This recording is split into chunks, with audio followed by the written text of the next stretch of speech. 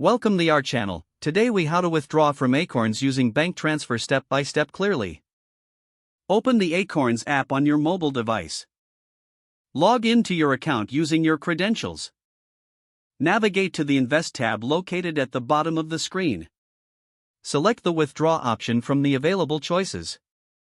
Choose the amount you wish to withdraw from your Acorns account. Next, select the bank account to which you want to transfer the funds. If you haven't linked your bank account yet, you will need to do so at this stage. Follow the prompts to link your bank account securely.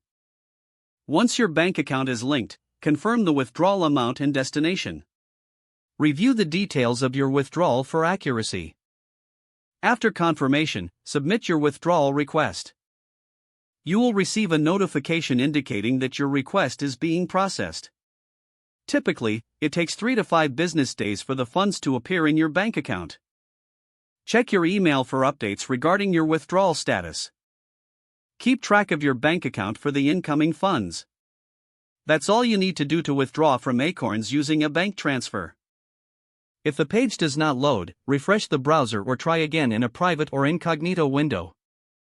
Make sure you are using the correct email address, then retype it carefully to avoid small typos. If your password is not accepted, use the reset option and create a new strong password you can remember. Check your spam folder for verification or security emails, then complete any requested confirmation steps. Enable two-factor authentication if available to improve account security and reduce unauthorized access risk. After signing in, review your profile details so your contact information and settings are accurate and current. If you see an error message, note it down and try again after restarting your device and internet connection. Log out when you finish, especially on shared devices, to keep your account and payment information secure. If the page does not load, refresh the browser or try again in a private or incognito window. Make sure you are using the correct email address, then retype it carefully to avoid small typos.